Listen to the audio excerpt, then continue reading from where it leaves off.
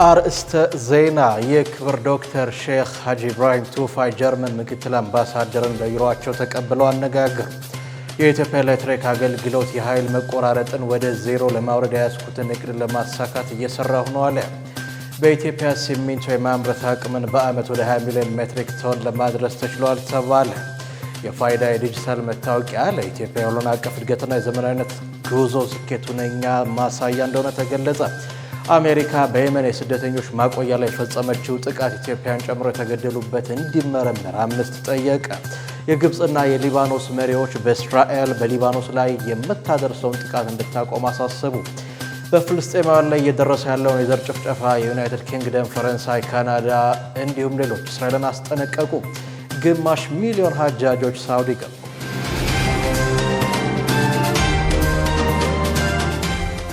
አሰላሙ አለይኩም ወራህመቱላሂ ወበረካቱ። ክብሯትና ክብሯን የነጃሺ ቲቪ የምሽት መረጃ ተመልካቾቻችን እንደምን አምሽታችኋል? ከመረጃዎቹ ጋር ሰኢድ መሐመድ ነኝ። አብራችሁን ቆዩ። የኢትዮጵያ እስልምና ጉዳዮች ጠቅላይ ምክር ቤት ፕሬዝዳንት የክብር ዶክተር ሼክ ሀጂ ኢብራሂም ቱፋ በኢትዮጵያ ጀርመን ምክትል አምባሳደር ዶክተር ፈርዲናንድ ፎን ፋሄን በቢሮአቸው ተቀብለው አነጋግረዋል። በጠቅላይ ምክር ቤቱ ፕሬዝዳንት ጽሕፈት ቤት በተደረገው የትውውቅና የውይይት መርሃ ግብር ላይ የጀርመን መንግስት ከጠቅላይ ምክር ቤቱ ጋር በሰላም፣ በትምህርት፣ በማህበራዊ ጉዳይ ላይ በቀጣይ አብሮ ለመስራት ፍላጎት እንዳለው ምክትል አምባሳደር ዶክተር ፈርዲናንድ ቮን ተናግረዋል። በውይይቱ ወቅት የክብር ዶክተር ሼክ ሀጂ ኢብራሂም ቱፋ በጠቅላይ ምክር ቤቱ በማህበራዊ፣ በትምህርት፣ በሰላም ጉዳዮች ዙሪያ የሰራቸውን ስራዎች አንስተዋል። በዚህም ጠቅላይ ምክር ቤቱ ለ10 የመንግስት ሆስፒታሎች ግምቱ 2 ቢሊዮን ብር የሚገመት መድኃኒትና የሕክምና መሳሪያ ድጋፍ ማድረጉን ገልጸዋል። ለዓመታት በሶማሌና በአፋር ወንድማማች ህዝቦች መካከል የነበረውን የሰላም ችግር በዘላቂነት ለመፍታት ጠቅላይ ምክር ቤቱ ከፍተኛ ስራ መስራቱን ፕሬዝደንቱ ገልጸዋል። ህዝበ ሙስሊሙ ላለፉት 4 አስርተ ዓመታት እጅግ አነስተኛ የነበረውን የትምህርት ተሳትፎና ተደራሽነት ችግር ለማስተካከል ጠቅላይ ምክር ቤቱ በሃይማኖታዊና በዓለማዊ የትምህርት ተቋማት ላይ በልዩ ትኩረት እየሰራ እንደሚገኝ ተናግረዋል። በሰሜኑ የሀገራችን ክፍል በነበረው ጦርነት ምክንያት ተቀዛቅዞ የነበረው የጠቅላይ ምክር ቤቱና የትግራይ እስልምና ምክር ቤቶች መካከል ያለው ግንኙነት ከጊዜ ወደ ጊዜ እየተጠናከረ መምጣቱን የክብር ዶክተር ሼክ ሀጂ ኢብራሂም ቱፋ ተናግረዋል። የኢትዮጵያ እስልምና ጉዳዮች ጠቅላይ ምክር ቤት ፕሬዝዳንት የክብር ዶክተር ሼክ ሀጂ ኢብራሂም ቱፋ የጀርመን ኤምባሲ ከጠቅላይ ምክር ቤቱ ጋር አብሮ ለመስራት ያሳየውን ፍላጎት በአዎንታ ተቀብለውታል። ዶክተር ፈርዲናንድ ፎን ቫሄ በጠቅላይ ምክር ቤቱ የተደረገላቸውን መልካም አቀባበል ምስጋና አቅርበዋል። መረጃው የኢትዮጵያ እስልምና ጉዳዮች ጠቅላይ ምክር ቤት።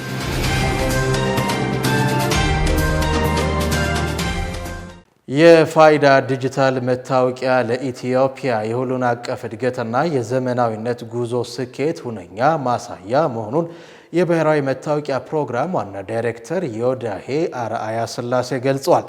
ዲጂታል ማንነት ላይ ያተኮረው አይዲ ፎር አፍሪካ ዓመታዊ ጉባኤ ጠቅላይ ሚኒስትር አብይ አህመድ እንዲሁም ከፍተኛ የመንግስት አመራሮች ከ105 ሀገራት የመጡ ተወካዮችን ጨምሮ ከ2000 በላይ ተሳታፊዎች በተገኙበት በአዲስ አበባ ከተማ እየተካሄደ ይገኛል። በጉባኤው የኢትዮጵያ ብሔራዊ ዲጂታል መታወቂያ ወይም የፋይዳ ስርዓትን በስኬታማነት ተግባራዊ እያደረገች መሆኑ ተገልጿል። ፋይዳ ለኢትዮጵያ የዲጂታላይዜሽን ጉዞ ወሳኝ የሆነ የዲጂታል መሰረተ ልማት መገንባት ላይ ያተኮረ ነው ብለዋል። የብሔራዊ መታወቂያ ፕሮግራም ዋና ዳይሬክተር ዮዳሄ አርአያ ስላሴ በዚሁ ወቅት ባደረጉት ንግግር 15 ሚሊዮን ዜጎች የፋይዳ ዲጂታል መታወቂያ ባለቤት መሆናቸውን ገልጸዋል። ፋይዳ ዲጂታል ኢትዮጵያን የመገንባት ጉዞ አካል መሆኑን አንስተው ለኢትዮጵያ መጻኢ ዕድል መሰረት ስለመሆኑም ተናግረዋል። ኢትዮጵያ በፋይዳ ዲጂታል መታወቂያ እያስመዘገበች ለምትገኘው ስኬት የመንግስት ቁርጠኝነት፣ ብቃት ያላቸው ባለሙያዎች እንዲሁም የባለድርሻ አካላት ሚና ከፍተኛው ነው ብለዋል። ፋይዳ የዲጂታል መታወቂያ ኢትዮጵያ እያደረገች ለምትገኘው ዲጂታል ትራንስፎርሜሽን መሳካት ጉልህ አበርክቶ እንዳለውም ተናግሯል። ለኢትዮጵያ ሁሉን አቀፍ እድገትና የዘመናዊነት ጉዞ ስኬት ቁርጠኝነት ማሳያ መሆኑንም ጨምረው ጠቁመዋል። የፋይዳ ዲጂታል መታወቂያ ስርዓት ተግባራዊ በሆነባቸው ተቋማት አገልግሎት ለመስጠት ይወስድ የነበረው ጊዜ እስከ 60 በመቶ መቀነስ ማስቻሉን ተናግረዋል። የዲጂታል መታወቂያው በመንግስትም ይሁን በግል ተቋማት ቀልጣፋ አገልግሎት ለመስጠት እንዲሁም ለተደራሽነት ትልቅ ሚና እየተጫወተ እንደሚገኝም ገልጸዋል።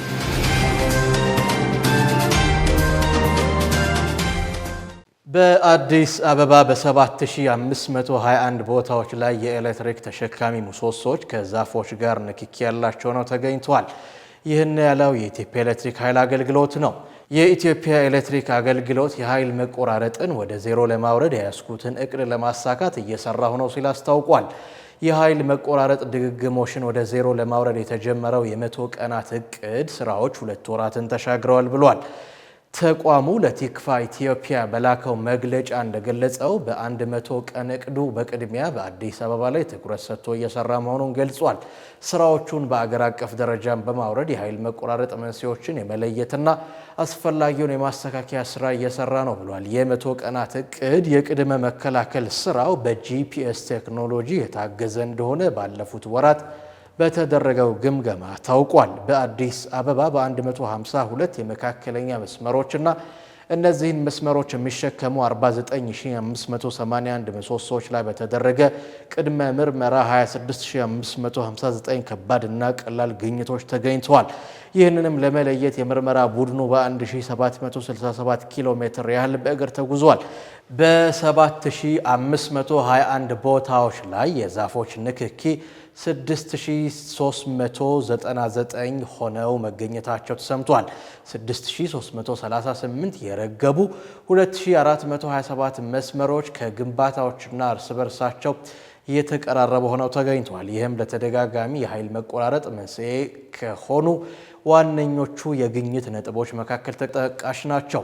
እስካሁን 29 በመቶ ወይም ለ7663 ያህሉ አስፈላጊው ማስተካከያ ተደርጓል። በከተማዋ በሚገኙ በ10498 ትራንስፎርመሮች ላይ ምርመራ ተደርገው በ7211 ያህሉ ላይ መጠነኛ ችግሮች የተገኙ በመሆኑ ተገቢው ማስተካከያ በመደረግ ላይ ይገኛል። በሌላ በኩል በከተማዋ ከፍተኛ የኃይል ጭነት ባለባቸውና በሌለባቸው የኃይል ማከፋፈያ ጣቢያዎች መካከል የኃይል መበዳደር ስራዎች እየተከናወኑ መሆኑ ተገልጿል። በ23 ከኃይል ማከፋፈያ ጣቢያዎች የዋና መስመሮች ውጪ የሚሆኑበት ጋንትሪ የማስተካከል ስራዎች ሂደት ላይ ናቸው። ከአዲስ አበባ ውጪ በሚገኙ ሪጅኖች 561 ቴክኒክ ባለሙያዎችን በማሰማራት አጠቃላይ ካሉት 909 የመካከለኛ መስመሮች ውስጥ እስካሁን 192 ያህሉ ምርመራቸው የተጠናቀቀላቸው ሲሆን ቀሪዎቹ በሂደት ላይ ናቸው። መስመሮቹ ረጅም ዘመን ያገለገሉ ረጅም ርቀት የሚጓዙ ከመሆናቸው ጋር ተያይዞ እስካሁን በተሰራው ቅድመ ምርመራ ስራ ብቻ 193000 ከባድና ቀላል የግኝት ነጥቦች ተመዝግበዋል። የሁሉም መስመሮች ምርመራ ሲጠናቀቅ ተጨማሪ ግኝቶች እንደሚኖሩ የሚጠበቅ ነው ብሏል። ተቋሙ ያስቀመጠውን የ100 ቀናት የስራ እቅድ ሊጠናቀቅ የቀረው ከ1 ወር ያልበለጠ ጊዜ ብቻ እንደሆነ አመልክቷል። በኢትዮጵያ ሲሚንቶ የማምረት አቅምን በዓመት ወደ 20 ሚሊዮን ሜትሪክ ቶን ማድረስ ተችሏል ተባለ። በኢትዮጵያ ሲሚንቶ የማምረት አቅምን በዓመት ወደ 20 ሚሊዮን ሜትሪክ ቶን ማድረስ መቻሉን የማዕድን ሚኒስትር ሀብታሙ ተገኝ ኢንጂነር ገልጸዋል። ፕሬዚደንት ታዬ አጽቀሥላሴ በድሬዳዋ ከተማ የተገነባውን የፓዮኒር ሲሚንቶ ማኑፋክቸሪንግ ኃላፊነት የተወሰነ የግል ማህበር ማስፋፊያ ፕሮጀክት መርቀዋል። በዚሁ ወቅት የማዕድን ሚኒስትር ሀብታሙ ተገኝ ኢንጂነር እንደገለጹት በኢትዮጵያ ሲሚንቶ የማምረት አቅምን በዓመት ወደ 20 ሚሊዮን ሜትሪክ ቶን ማድረስ መቻሉን ገልጸዋል። ባለፉት ጥቂት ዓመታት ለሲሚንቶ ምርት አቅርቦትና ፍላጎት ምላሽ የሚሰጡ እንደ ለሚ ሲሚንቶ አይነት ግዙፍ ፋብሪካዎች ተገንብተው ስራ መጀመራቸውን ሚኒስትሩ ተናግረዋል። ኢትዮጵያ ዘርፈ ብዙ መሰረተ ልማት የምትገነባ ሀገር በመሆኗ የሲሚንቶ ግብዓቶች ወሳኝ ነው ሲሉም ገልጸዋል። በዚህም በኢትዮጵያ ሲሚንቶ የማምረት አቅምን በዓመት ወደ 20 ሚሊዮን ሜትሪክ ቶን ማድረስ መቻሉን ነው የገለጹት። 4 የድንጋይ ከሰል ማቀነባበሪያ ፋብሪካዎችን ወደ ስራ በማስገባት የሲሚንቶ አምራቾችን አቅም የማሳደግ ስራ እየተሰራ እንደሚገኝም ተናግረዋል። ለኮንስትራክሽን ኢንዱስትሪ የግብዓት አቅርቦት ምላሽ ለመስጠት በብረት፣ በእብነበረድ፣ በሲሚንቶና ሌሎች መስኮች ስኬታማ የምርታማነት አቅም እየተፈጠረ መሆኑንም ሚኒስትሩ አንስተዋል። በኢትዮጵያና ቻይና ባለሀብቶች አጋርነት በአጭር ጊዜ የተገነባው የፓዮኒር ሲሚንቶ ፋብሪካ ከፍተኛ ጥራት ያለው ምርት በማምረት የኢትዮጵያ አዲስ የስራ ባህል ልምምድ መገለጫ ለመሆን መብቃቱን አስታውቀዋል። የድሬዳዋ አስተዳደር ከንቲባ ከድር ጁሃር በበኩላቸው በጠቅላይ ሚኒስትር ዶክተር አብይ አህመድ ትኩረት የተሰጠው የተኪ ምርት ንቅናቄ የኢንዱስትሪ ምርታማነትና የውጭ ኢንቨስትመንትን ለማሳደግ ጉልህ ሚና እየተወጣ መሆኑን ገልጸዋል። ድሬዳዋ ከተማ የተገነባው ፓዮኒር ሲሚንቶ ፋብሪካ ከብክለት የጸዳ ቴክኖሎጂን በመጠቀም ለስራ ዕድል ፈጠራና ለከተማዋ ኢኮኖሚ መነቃቃት ጉልህ ሚና መወጣት መጀመሩን አስረድቷል።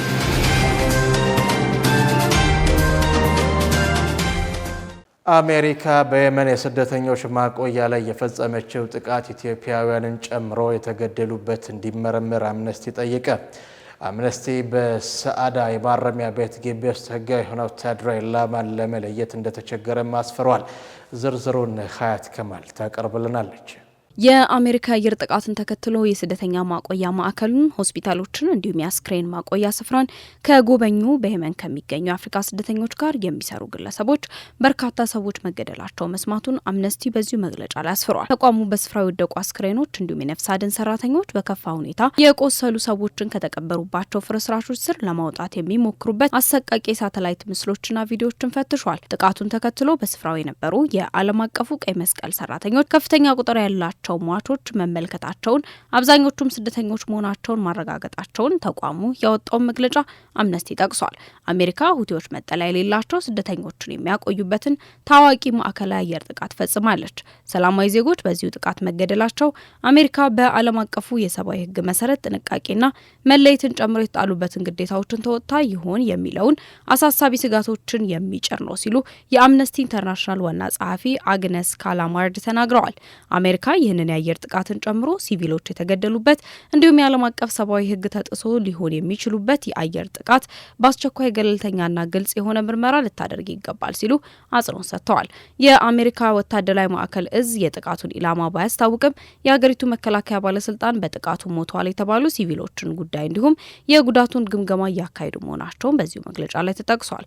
ግምገማውን እንዲሁም ከሲቪሎች ጉዳት ጋር የተያያዙ ማናቸውንም ድምዳሜዎች እንዲሁም ሊሰጡ የሚችሉ ምላሾችን በአስቸኳይ ለህዝብ ይፋ ሊደረግ እንደሚገባ ነው አምነስቲ የገለጸው። አሜሪካ የሰዓዳ እስር ቤት ሁቲዎች ስደተኞችን ለማቆየት ይጠቀሙበት የነበረ እንዲሁም በመደበኛነት በዓለም አቀፉ ቀይ መስቀል የሚገኝበት የስደተኞች ማቆያ ማዕከል እንደሆነ ማወቅ እንደነበረባትም ነው አምነስቲ በዚሁ መግለጫ አጽንኦት የሰጠው። በተጨማሪም ማንኛውም በዚህ ማዕከል ላይ የሚፈጸም የአየር ጥቃት በሰላማዊ ሰዎች ላይ ከፍተኛ ጉዳት እንደሚያደርስ አሜሪካ ልታውቅ እንደሚገባም አምነስቲ አትቷል። በዓለም አቀፍ የሰብአዊነት ህግ መሰረት ተፋላሚ ወገኖች ወታደራዊና ሲቪል ኢላማዎችን መለየት ብቻ ሳይሆን ወታደራዊ ኢላማ መሆኑን ማረጋገጥ አለባቸው። እንዲሁም ጥርጣሬዎችን የሚያጭሩ ከሆነ ጥቃቶቹን የመሰረዝ ግዴታም አለባቸው። ተፋላሚዎች ወታደራዊ ኢላማ ላይ ጥቃት በሚያደርሱበት ወቅት በስፍራው ባሉ ሰላማዊ ዜጎች ላይ ሊደርሱ የሚችሉ ጉዳቶችን ለመቀነስ ሁሉንም ጥንቃቄዎች ማድረግ እንደሚገባም ይደነግጋል። በሲቪሎች ላይ ጉዳት መድረሱ ከተረጋገጠ ተጎጂዎች እንዲሁም ቤተሰቦቻቸው ለደረሰባቸው ዓለም አቀፍ የሰብአዊ ህግ ጥሰት ሙሉ ካሳ ሊያገኙ እንደሚገባም አመልክቷል። በሲቪሎችና በሲቪል ንብረቶች ላይ ቀጥተኛ ጥቃቶችን ወይም ወታደራዊ ኢላማዎችን ባለየ መልኩ ጥቃቶችን በመፈጸም ሰላማዊ ነዋሪዎችን መግደል ወይም ማቁሰል ከተረጋገጠ የዓለም አቀፍ ህግ ጥሰት ወይም የጦር ወንጀል ተደርጎ ይወሰዳል። አምነስቲ በሰዓዳ የማረሚያ ቤት ግቢ ውስጥ ህጋዊ የሆነ ወታደራዊ ኢላማን መለየት እንደተቸገረም አስፍሯል።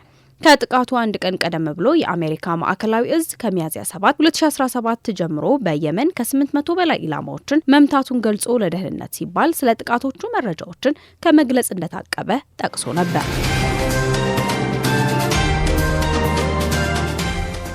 ግብጽ የሁሉንም የእስራኤል የሊባኖስን ሉዓላዊነት ጥሰት ውድቅ ማድረጋቸውን የግብፁ ፕሬዝዳንት አልሲሲ ተናግረዋል። በቅርቡ የሊባኖስ ፕሬዝዳንት ሆነው የተመረጡት ጆሴፍ አውን ከአረብ ሀገራት ጋር ያለውን ግንኙነት ለማጠናከር ካይሮ ተገኝተዋል። ሁለቱም መሪዎች የእስራኤል በሊባኖስ ላይ የምታደርሰውን ጥቃት እንድታቆም አሳስበዋል። ዝርዝር መረጃውን ዙበይዳ ሀሰን አዘጋጅተዋለች። ግብጽ የእስራኤልን የሊባኖስን ሉዓላዊነት ጥሰት ውድቅ ማድረጓን አስታውቃለች። በቅርቡ የሊባኖስ ፕሬዝዳንት ሆነው የተመረጡት ጆሴፍ አውን ከአረብ ሀገራት ጋር ያለውን ግንኙነት ለማጠናከር ካይሮ ተገኝተዋል። በቆይታቸውም ሁለቱ መሪዎች የእስራኤል በሊባኖስ ላይ የምታደርሰውን ጥቃት እንድታቆም ጥብቅ ማሳሰቢያም ሰጥተዋል።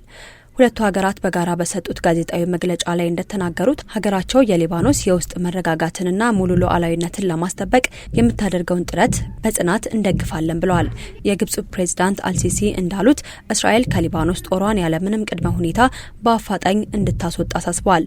አልሲሲ አክለውም እስራኤል ከአረብ ሀገራት ጋር እንደ ፈረንጆቹ ዘመን አቆጣጠር በ1949 የተፈራረመችውን የጦርነት ውል እንድታከብርም ተናግረዋል። ካልሆነ ግን የተባበሩት መንግስታት የጸጥታው ምክር ቤት ውሳኔ 1701ን ሙሉ በሙሉ ተግባራዊ የሚደረግ ይሆናል ብለዋል። ውሳኔው እንደ ፈረንጆቹ ዘመን አቆጣጠር በ2006 በእስራኤልና በሊባኖስ ቡድን ሄዝቦላህ መካከል የተፈረመውን ግጭት ለመፍታት ታልሞ የተደረገ እንደነበረም አስታውሰዋል። አልሲሲ ሀገራቸው በሊባኖስ የውስጥ ጉዳይ ጣልቃ እንደማትገባ ነገር ግን ከሀገራቱ ጋር ጠንካራ ግንኙነት የመፍጠር ፍላጎት እንዳላቸው ተናግረዋል። ፕሬዚዳንቱ አክለውም ግብጽ በሊባኖስ የሚካሄደውን የመልሶ ግንባታ ስራ እንደሚደግፉም ተናግረዋል። ሰፊው ዓለም አቀፍ ማህበረሰብም በዚህ ሂደት ኃላፊነቱን እንዲወጣ ጥሪያቸውንም አቅርበዋል። የሀገሪቱ ውስጣዊ መረጋጋት ማሳደግና ሙሉ ሉዓላዊነቷን ማስጠበቅ እንደሚያስፈልግም አረጋግጠዋል። የሊባኖሱ ፕሬዚዳንት ጆሴፍ አውን በኢራን የሚደገፈውን ሄዝቦላህን ጨምሮ በሊባኖስ የሚገኙ ሁሉም የታጠቁ ቡድኖች ትጥቅ እንዲፈቱ ለሚጠይቀው የተባበሩት መንግስታት ውሳኔ የድጋፍ ሀሳባቸውንም አሰምተዋል። አሁን በተጨማሪም ቤይሩት በደማስቆ ከሚገኙ የሶሪያ አዲስ ገዢዎች ጋር ያላትን ግንኙነት ለማጠናከር ከፍተኛ ፍላጎት እንዳላቸውም ገልጸው ከሶሪያ እርስ በርስ ጦርነት ሸሽተው አሁንም በሊባኖስ የሚኖሩ ከ1 ሚሊዮን በላይ ሶሪያውያን ስደተኞች በሰላምና በክብር እንዲመለሱም ጠይቀዋል። በፖለቲካ ደረጃ ሊባኖስንና ፕሬዝዳንቱን የሚደግፍ ድምጽ ሊኖር ይገባል። ይህም የእስራኤል ጦር ከ5ቱ የተያዙ ኮረብታዎች እንዲወጡ ጥሪ ሲደረግና የቀሩት ጉዳዮች ደግሞ በእርጋታና በመደበኛነት የሊባኖስን ፕሬዝዳንት ፍላጎት መሰረት በማድረግ የሀገሪቱን ደህንነትና መረጋጋት መጠበቅ ያስፈልጋል ያሉት ደግሞ የግብጽ ፕሬዝዳንት ናቸው። ወደ ፍልስጤም ሁኔታ ስንዞር ደግሞ የእስራኤል የጋዛ ጦርነት በአስቸኳይ ማቆም እንዳለበት አሳስበዋል። የዓለም አቀፍ ማህበረሰብ የጋዛን መልሶ ግንባታ እቅድ ከህዝቡ መፈናቀል ውጪ ተግባራዊ ለማድረግና የፍልስጤም ባለስልጣናት ግዛቱን ሙሉ በሙሉ በማስተዳደር ረገድ የበኩላቸውን ሚና እንዲወጡም ጥሪ አቅርበዋል። የሊባኖስ ፕሬዝዳንት በጋዛ ላይ የእስራኤል ወታደራዊ ጥቃት እንዲቆም ጥሪያቸውንም አቅርበዋል። እስራኤል እየሄደችበት ያለውን የግፍ መንገድ ማቆም እንዳለባትም አሳስበዋል። የሊባኖሱ ፕሬዝዳንት ጆሴፍ አውን ዓለም አቀፍ ማህበረሰብ ኃላፊነቱን እንዲወጣ በተለይም እስራኤል በዩናይትድ ስቴትስና በፈረንሳይ ድጋፍ የተደረሰውን የተኩስ አቁም ስምምነት እንድትከተል በማስገደድ በሊባኖስና በቀጠናው ያለውን ደህንነትና መረጋጋት ለማስጠበቅ ከሁሉም የሊባኖስ ግዛቶች እስከ ዓለም አቀፍ እውቅናና የተኩስ ድንበሮች ድረስ እንዲወጣ የሊባኖስ እስረኞችም እንዲመለሱ መደረግ እንዳለበትም አሳስበዋል። የአውን ጽህፈት ቤት እንዳስታወቀው ከአልሲሲ ጋር ባደረጉት ውይይት ሁለቱ መሪዎች የጋራ የከፍተኛ ኮሚቴ ስብሰባ በካይሮ በሚታወጅበት ቀን በአገሮቹ ጠቅላይ ሚኒስተሮች የሚመራ የሊባኖስ ፍላጎትን ለመመርመርና ዓላማዎችንም ለማሳካት የሚረዳ የአሰራር ዘዴ ለመዘርጋት መስማማታቸውን ነው። መረጃው የአረብ ኒውስና የአፍሪካ ኒውስ ነው።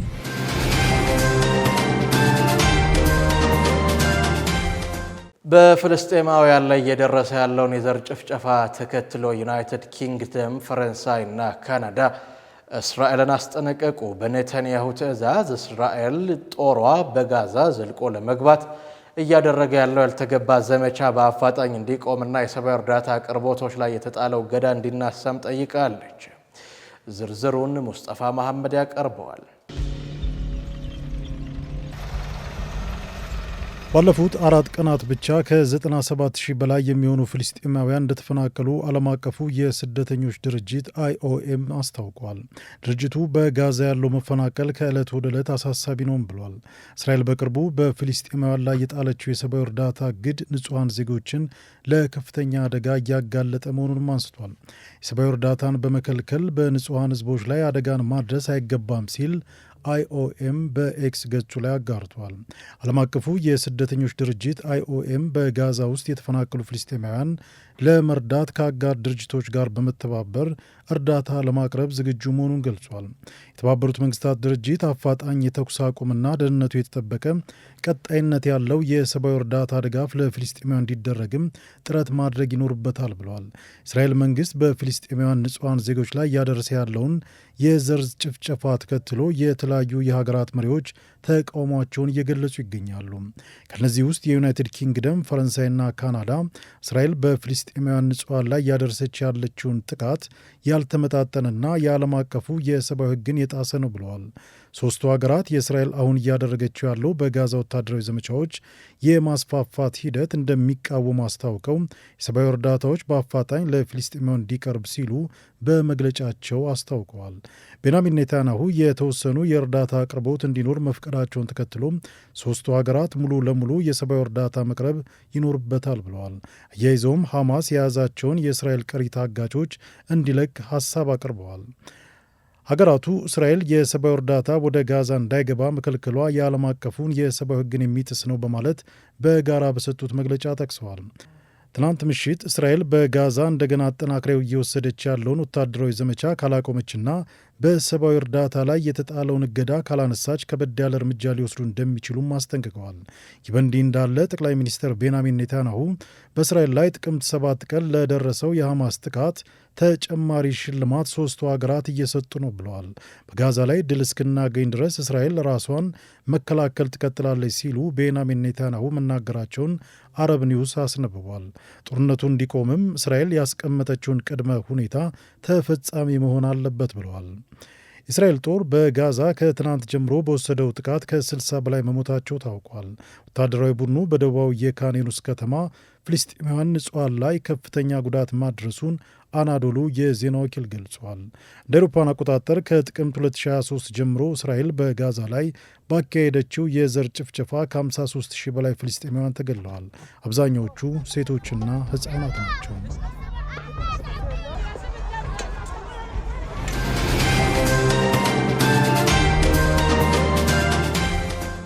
አንድ አፍጋናዊ ሴት በመዲና ሴት ልጅ መውለዷ ተነገረ። ይህም በዘንድሮ የሀጅ ተጓዦች የመጀመሪያ ውልደት እንደሆነ ተገልጿል።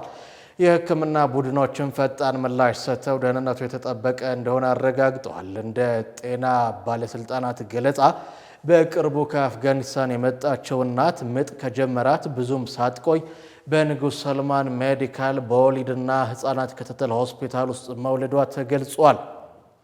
የሆስፒታሉ ሰራተኞች የተሰማቸውን ደስታ ገልጸው አዲስ የተወለደውን የ2025 የመጀመሪያው የሀጅ ልጅ በማለት በፍቅር ገልጸውታል። የሳውዲ ጤና ሚኒስቴር እንዳስታወቀው በሳውዲ የሚገኙ ሆስፒታሎች ለሁሉም ሁጃጆች የተሟላ የሕክምና አገልግሎት በመስጠት በሰው ኃይልና በሕክምና መሳሪያዎች ሙሉ በሙሉ ዝግጁ መሆናቸውን ገልጿል። በመዲና፣ በመካ፣ በሌሎች ቅዱስ ስፍራዎች ለድንገተኛ አደጋ ለአጠቃላይ ሕክምናና ወሊድን ጨምሮ የሕክምና አገልግሎት እንደሚሰጥ አስታውቋል።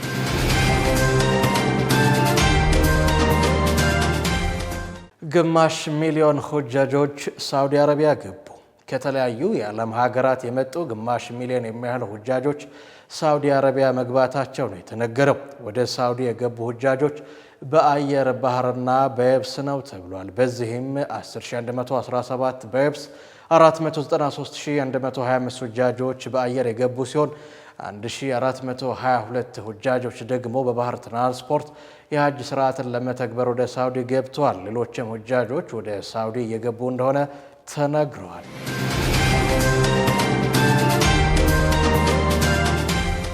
በመጨረሻም ዕለታዊ የተመረጡ የቢዝነስ መረጃዎችን ሀያት ከማል ታደርሰናለች።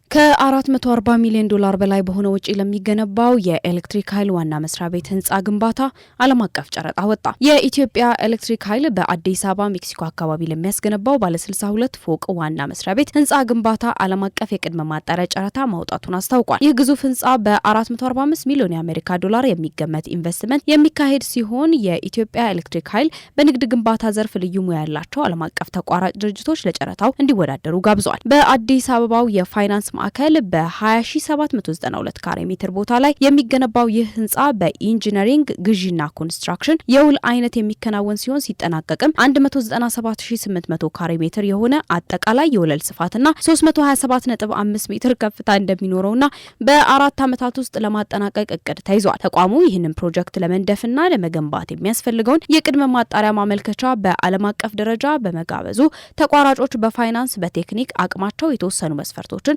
እንዲያሟሉ ጠይቋል። በተለይ አመልካቾች ባለፉት 5 ዓመታት የኦዲት ሪፖርታቸውን እንዲሁም በአማካኝ ቢያንስ 230 ሚሊዮን የአሜሪካ ዶላር ዓመታዊ ገቢ ማቅረብ ይጠበቅባቸዋል። ከቴክኒክ አንጻር ደግሞ ቢያንስ ለ10 ዓመታት በግንባታ ላይ ልምድ ያላቸው እያንዳንዳቸው ቢያንስ 370 ሚሊዮን የአሜሪካ ዶላር ዋጋ ያላቸው ተመሳሳይ ፕሮጀክቶችን በተሳካ ሁኔታ ያጠናቀቁ መሆን አለባቸው። የንድፍና የግንባታ ክትትል አማካሪ በመሆን ዳር አልሐንዳሳ ሻየርና አጋሮች መመረጡን ያሳወቀው ተቋሙ ይህ ፕሮጀክት ሲጠናቀቅ በአዲስ አበባ የንግድ እንቅስቃሴ ላይ ትልቅ አሻራ ከመጣሉም በላይ ለአካባቢው ጥበቃ ዘርፍ አርአያ እንደሚሆን ተስፋ ይደረጋል መባሉ ካፒታል ሰምቷል። በአማራ ክልል ባለፉት 9 ወራት የተመረተ ከ20,000 ኪሎ ግራም በላይ የኦፓል ማዕድን በማዕከላዊ ገበያ በኩል ለውጭ ገበያ መቅረቡን የክልሉ ማዕድን ሀብት ልማት ቢሮ አስታውቋል። ለውጭ ገበያ ከቀረበው የኦፓል ማዕድን ምርት ከ7.4 ሚሊዮን ዶላር በላይ ገቢ መገኘቱን የቢሮ ኃላፊ አያሌ አበበ ተናግረዋል። በቀሪው ሩብ የበጀት ዓመትም እሴት የተጨመረበት የኦፓል ምርት ለማቅረብ ጥረት እየተደረገ ነው ማለታቸውን ኢዜአ ዘግቧል። በክልሉ ያለውን የማዕድን ሀብት በማልማት ከዘርፉ የሚገኘውን ገቢ ለማሳደግ የሀገር ውስጥና የውጭ ባለ ሀብቶችን በመሳብና በመደገፍ ትኩረት ተሰጥቶ እየተሰራ መሆኑን ተናግረዋል። ከኦፓል ምርቱ በተጨማሪ 76 ኪሎ ግራም የወርቅ ምርት ለብሔራዊ ባንክ መቅረቡንም ጠቁመዋል። ባለፈው በጀት ዓመት በክልሉ ተመርቶ በማዕከላዊ ገበያ በኩል ወደ ውጭ ከተላከው የኦፓል ምርት ከ2.3 ሚሊዮን ዶላር በላይ ገቢ መገኘቱን የክልሉ የማዕድን ሀብት ልማት ቢሮ መረጃ ያመላክታል። በደቡብ ምዕራብ ኢትዮጵያ ህዝቦች ክልል ከ8420 በላይ ዜጎች የ5 ሚሊዮን የኢትዮ ኮደር ስልጠና መርሃ ግብርን እየተከታተሉ እንደሚገኙ የክልሉ ኢንዱስትሪ ልማት ቢሮ አስታውቋል። የቢሮው ኃላፊ አቶ ግዛው ጋጊያብ ለኤፍቢሲ እንዳሉት በሚቀጥሉ 3 ዓመታት በክልሉ ከ138 ሺህ በላይ የስልጠናውን ለመሳተፍ ያቀዱ በትኩረት እየተሰራ እንደሆነ እነሱን ለማስተናገድ ተናግረዋል። እቅዱን ለማሳካት ስለ ስልጠና የግንዛቤ ማስጨበጫ መድረኮች እስከ ወረዳ ድረስ በመፍጠር ወደ ስራ መገባቱን ጠቁሞ በተለይም የሚዲያ አማራጮችን በመጠቀም እየተሰራ መሆኑን ገልጸዋል። እስካሁን ከ2000 በላይ ወጣቶች ስልጠናውን አጠናቀው የምስክር ወረቀት መውሰዳቸውን የተናገሩት ኃላፊው በየጊዜው አፈጻጸሙን በመገምገም የክትትልና ድጋፍ ስራ እየተከናወነ መሆኑን አመልክተዋል። ስልጠናው ሲጀመር ከግንዛቤ ማነስ ጋር በተያያዘ በተፈለገው ልክ ዜጎች አለመሳተፋቸውን አንስተው ይህም በአፈጻጸም ላይ የሚፈለገው ውጤት እንዳይመዘገብ ማድረጉን ጠቁመዋል። ይሁን እንጂ በቀጣይ ከእቅድ በላይ ለማሳካት በምክትል ርዕሰ መስተዳድሩ የሚመራ ስትሪንግ ኮሚቴ ተዋቅሮ የተለያዩ ባለድርሻ አካላትን ያሳተፈ ስራ እየተከናወነ መሆኑን ነው ያስረዱት። ከ1 ቢሊዮን 325 ሚሊዮን ብር በላይ በሆነ ወጪ የሊዝ ፋይናንስ ማሽነሪ አቅርቦት መመቻቸቱን የማዕከላዊ ኢትዮጵያ ክልል ኢንቨስትመንት ኢንዱስትሪ ልማት ቢሮ አስታውቋል። የቢሮ ኃላፊ ዶክተር አባስ መሐመድ እንደተናገሩት የኢትዮጵያ ታምርት ንቅናቄን ተከትሎ በቀጣይ ተስፋ ሰጪ ውጤቶች ተመዝግበዋል ብለዋል። በየደረጃው ያሉ አመራሮች፣ ባለሀብቶችና ባለድርሻ አካላት የሚሳተፉበት የንቅናቄው አካል የሆኑ መድረኮች እየተካሄዱ በመሆኑ አምራች ኢንዱስትሪዎች የሚያጋጥሟቸው ችግሮች እየተለዩ በጋራ የሚፈቱበት ውጤታማ ስራ ተከናውኗል። ይህን ተከትሎም በተለያዩ ምክንያቶች ስራ አቁመው የነበሩ 14 ኢንዱስትሪዎች በተደረገላቸው ድጋፍ ወደ ስራ መግባታቸውን አረጋግጠዋል። በተጨማሪም 62 አምራች ኢንዱስትሪዎች የማምረት አቅም አጠቃቀማቸውን በተመለከተ ከነበሩበት 48 በመቶ ወደ 60 በመቶ ማሳደግ መቻሉ ነው የገለጹት። በ2016 እና በ2017 በጀት ዓመት በተለያየ የስራ ዘርፍ እየተሰማሩ 56 አምራች ኢንዱስትሪዎች 1 ቢሊዮን 181 ሚሊዮን 300 ሺህ ብር የስራ ማስኬጃ ብድር ማመቻቸት መቻሉን ጠቅሰዋል። ከላይ በተገለጸው ጊዜ ለ40 አዳዲስና ነባር አምራች ኢንዱስትሪዎች በ1 ቢሊዮን 325 ሚሊዮን 669 ሺህ 881 ብር የሊዝ ፋይናንስ ማሽነሪ አቅርቦት መመቻቸቱን ተናግረዋል። ክቡራትና ክቡራን የነጃሺ ቲቪ የምሽት መረጃ ተመልካቾቻችን የዕለቱን የምሽት መረጃ በዚሁ አገባደድን። ከቀሪ የነጃሺ ቲቪ የምሽት መሰናዶ ጋር መልካም ምሽት